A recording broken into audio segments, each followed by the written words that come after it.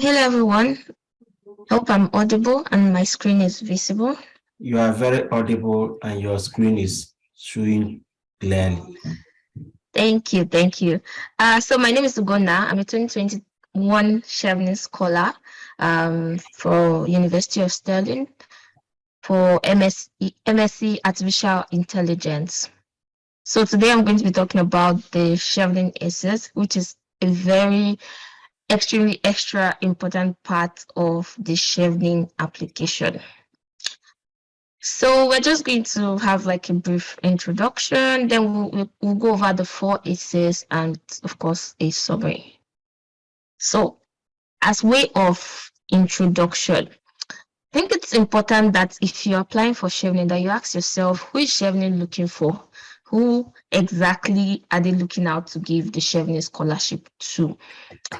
And the thing is that on their website, when they describe who Cheveners are, they add this phrase here: they all demonstrate the passion, vision, and skills needed to shape a better world.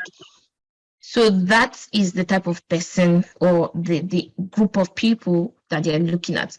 So when you're writing your essay, it's important that as you're writing it, you're asking yourself, if somebody reads this, will they think of me as somebody who demonstrates the passion, vision, and has the skills needed, or would have the skills needed to shape a better world? And then there are two questions that I think you should always bear in mind when you're writing the four essays. What impact have you made to your environment, to your country, to the state you live in, to your society at large? And then what are your life goals and how will it impact your country? Because like Isabel mentioned, the whole point of the Chevening Scholarship is that the UK government instituted it as a way to groom leaders in different countries around the world. So they need to know that them training you, them grooming you is going to impact your country at the end of the day. So no matter what dreams you have or what plans you have, you need to be able to show that it's actually going to make a difference, that them giving you the Chevening scholarship and all the prestige that comes with it is going to somehow impact your country. So let's look at the first essay. So the prompt, went forward a bit there. The prompt for that essay reads, Chevening is looking for individuals who will be future leaders or influencers in their home countries. Explain how you meet this requirement using clear examples of your own leadership and influencing skills to support your answer. So I tried to group this the essays into two parts: things you should avoid doing in your essay and things you should definitely try to do. So I've reviewed a couple of essays and I can tell you some of the things that I've seen. And also if you go on the Chevening website, they actually do give out tips based on essays that they rejected and the ones that they ended up accepting. So this is just a summary from all of that. Things you should avoid doing: avoid dwelling on definition of leadership or some of these elaborate quotes about leadership, like a reader is a leader, all those kind of quotes. Try to don't dwell on them so much. Don't make your entire essay to be about them. Chevening already knows all these things. They already know that Maxwell said this or that. They already know, okay, you think that a leader should be somebody who is forward thinking and it should be this and should be that. They've read it all. There's over, I don't know how many, but last year when I applied, there were over 8,000 applications from Nigeria alone. So there's a whole lot of people probably writing the same things or the same definitions that you are. Then you need to avoid just listing out leadership position. You know, say I was president of that club, I founded this, I was in this position, I was in that position. When they talk about leadership, it's not just about position. It's mostly about impact. What did you do? So it's not just by you listing out those positions. I've seen cases where somebody spent an entire paragraph listing out, all the things, all the positions that they hold without actually explaining how those positions, impacted other people, or what role they had, or that what they're able to contribute using that position that they have. And then try to avoid focusing on what the team achieved. Why it's important? It's important to be able to say, okay, I was, maybe I was leading this team, and as a whole, we were able to eradicate hunger in my village. But you need to be able to explain what you as an individual achieved, or what you're able to do. What was your contribution in that team? Were you just there answering the leader? Or were you the one who maybe spearheaded the planning? Or were you the one who did something as simple as the organizing, maybe the logistics, or, reaching out, communications, or being like a liaison officer? What exactly did you do? What was your role? So the things you definitely should do, you need to elaborate on examples where you demonstrated leadership traits. Now, if you remember what I said in the things you should avoid, just listing out leadership positions with no clear impact. So here, you now need to talk about look at some of those examples of the things that the times you've exhibited leadership traits. What was the position? It doesn't have to be because you were given a position as maybe president. You could have been a floor member, but something came up and you took the initiative and decided to, step up and step out and, take charge. Use recent examples. Don't give an example of when you were in primary school or in high school, a faraway example. Remember that they expect that to some extent you should have had work experience, which means they're expecting you shouldn't have, finished your undergrad like very recently. But if you just finish your undergrad, that's fine. Then obviously they would expect you to be giving examples mostly related with when you were in school or when you were an undergrad, yeah. But if you had finished your undergrad like a while ago, then they would also expect some examples from when maybe you were working or after your undergrad, yeah. So try to use recent examples. Don't go and bring the example from nursery school, and that's when when I was what's it called, class prefect, and there was a problem and I settled the problem, and that's the type of example you're bringing. So that's like a faraway example. So try to use recent examples, elaborate on them. There's something they call the STAR approach, where you talk about the situation, you talk about the task. So what was the situation on ground? What did you have to do? That's the task you have to achieve. And then A is what were you able to, what was the action you took? And then R is the result. What was the result at the end of the day? So try to explain situations using the STAR approach. So try to make sure that you're able to show clearly what you did. Also talk about impact. Remember, they're looking for leaders. They're looking for people that by training you, they're making sure that training is going to circulate to other people. So how did your role impact other people? And how do so you need to be able to show that. Show it in numbers. If you're not sure of the number, give an estimate. Was it over 1,000, over 10,000 people, over 15,000 people? Talk about the numbers. Very important. Remember, leadership is not about position. I already mentioned that. Try to highlight your roles and your contribution. Don't just give like what's it called? Don't just give vague positions and just say, okay, I was the president and as a team we were able to do this. No, talk about yourself. What was the achievement, or what was your position, and what was the things that you did using that position that you had. Then the next essay is on networking.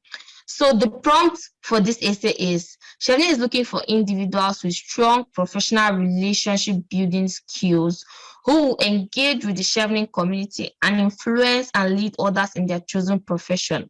Please explain how you build and you maintain relationship in a professional capacity, using clear examples of how you currently do this and outline how you hope to use the skills in the future. So things you should definitely avoid is avoiding explaining how you just met people or how you're a part of an organization and there's no real impact. And you're like, oh, so I went for this dinner and I was able to meet, I want to say the president, but I don't know if people will actually write that. But and I was able to meet, somebody of great influence. Maybe I was able to meet Barack Obama at the event and we even shook hands and it was amazing. But then what happened next? So what happened? Did you maintain that relationship? Did you maybe get their contact? Did you then grow from there? Did you make, was there any, what was the impact of you getting that relationship? Did you then join them in their outreach, maybe to go and eradicate, I don't know, cancer in some part of the world or something like that? How did that relationship make impact? That's what they want to see. That's what they want to hear. So the do's, you should definitely show how your relationship or your networks have helped you make impact. So don't just say, I am part of this organization or this network or that network or the other network, and you make an entire list of all the places that you're part of. But then they're going to ask, okay, so you're part of all these places, and then what? Did it help your career grow? Did it help you to achieve some of your life goals? So remember, I said at the beginning that you should always have in mind or bear in mind your life goals. So you should try to always ask yourself, how does, so now this network or these relationships that I'm talking about, how did it help me in, moving a step further towards achieving my life goals? Then you need to highlight how you're going to use the Chevening network and even the network during your 1 year here in the UK. So you need to ask yourself, okay, so if I get the scholarship, what's the plan? How do I extend on, the networking I've already been doing so far? Am I going to connect with some of my tutors or my lecturers in the UK? Will I connect with them? Will I connect with the Chevening alumni network over in Nigeria? What is the Chevening alumni network doing right now in Nigeria? What are they even called? Do they have a name? How will I connect with them? What's the plan exactly? So these are things that it really tells them that you've thought it through. You've looked at your present networking skills. You've been able to show how that has helped you to work towards your life goals. And then you take it a step further, just maybe something, probably maybe one paragraph somewhere at the end, and you talk about the Chevening network, how everything that you're doing so far when it comes to networking, you intend to extend that even as a Chevener, how you would extend it with other Cheveners that will be in your set, how you would continue to use that network that you're going to get even after you leave the UK, how you intend to use it to continue to achieve your goals in your home country.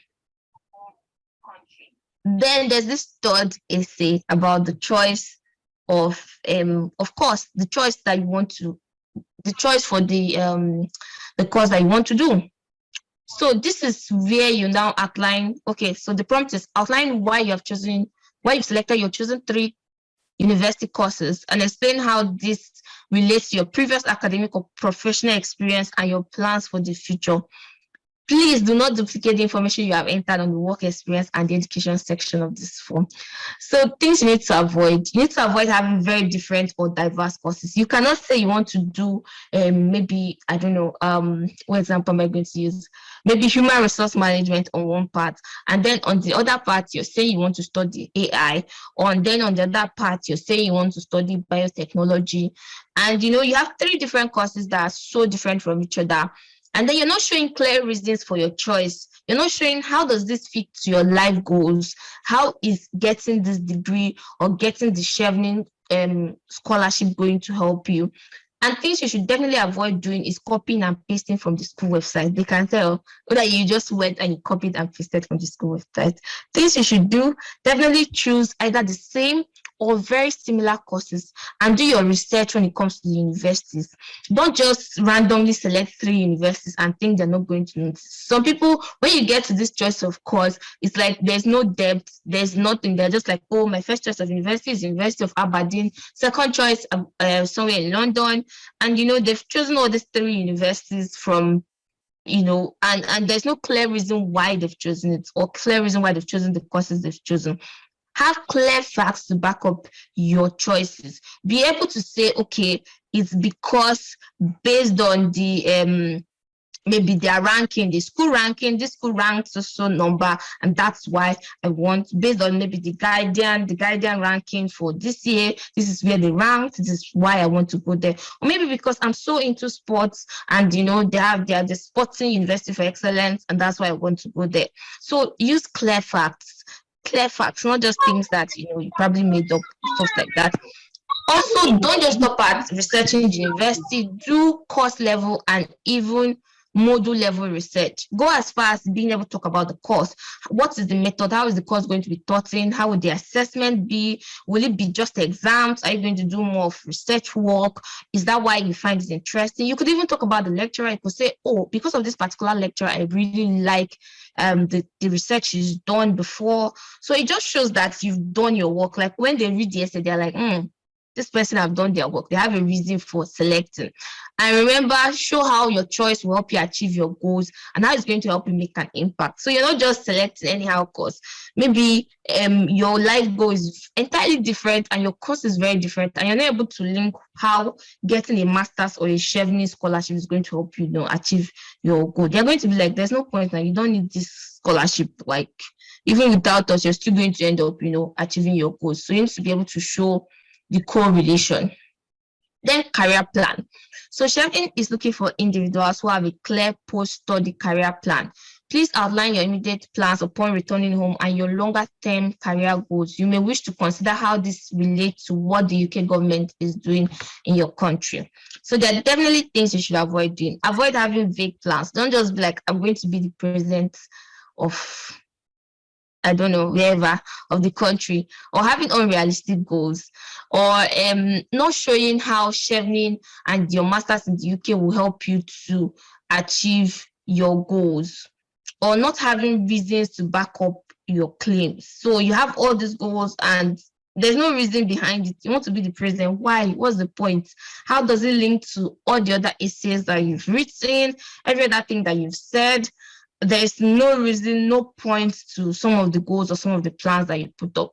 Things you should do, try to split your goals into, short-term goal. So immediately after your master's was the plan, just some years after that. And then in the long term, what is the next plan? Then try to incorporate what you would have learned and the network you would have made in the UK. So try to imagine that, really after that's your master's here in the UK. Imagine what all of that knowledge, all of that information would mean for you and how that would be incorporated into your plan. Because I've read plans and people were just like, oh, I'm going to do this and do that. And there was no mention of Chevening or the Chevening network or how that is going to help them. So you're basically telling them, I have a plan that doesn't include Chevening. So there's no point. You don't have to, give me the scholarship. Try not to take so much time. So final tips, yeah. One, keep to the word limits. So this is a tip that might be like, oh well, everybody knows that, but it's so important because if you don't get up to the minimum amount of words, your essay is not even going to be read. So there's going to be like no point in having an amazing essay if you don't keep to the word limits, because your essay will be screened out. Be truthful. There's no need for you to lie, just be truthful about the things you've done. Sometimes it's the smallest impacts they're looking out for, something like I was able to grow a community from being 10 people to being like maybe 30, 50 people. As long as you're showing how that growth translates to an impact on your general society. So be truthful.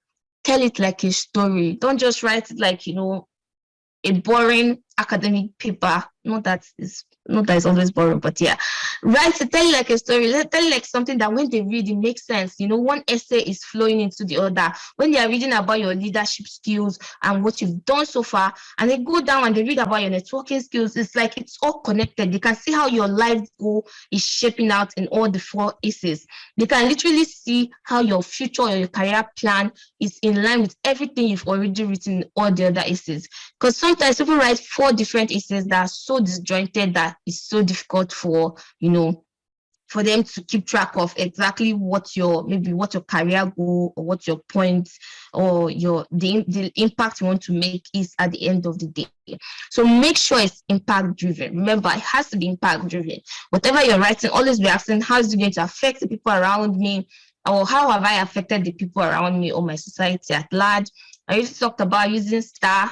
That's, you talk about the situation, you talk about the task, talk about the action, and then the result. And also try to use SMART, which is, a goal setting, what's the code? Yeah, which is a goal setting matrix. Yeah, that's making sure that your goal is specific, measurable, achievable, realistic, and time bound. Then think like you already got the scholarship. When you're making your future plans or whatever, always be thinking like, oh, I already got the scholarship. Avoid plagiarism. Do not in any way plagiarize. Don't go and copy somebody's essay from the internet. They are going to find out. Each essay should be different. Don't do copy and paste. Don't be like, I talked about this in the essay before. You just go and copy that paragraph and put the next essay. No, the 4 essays should be different from each other. In summary, try to focus a lot on impact, how much impact you've made, how much impact you plan to make, and all of that. So impact, and impact. So that's it. Thank you all very much for listening.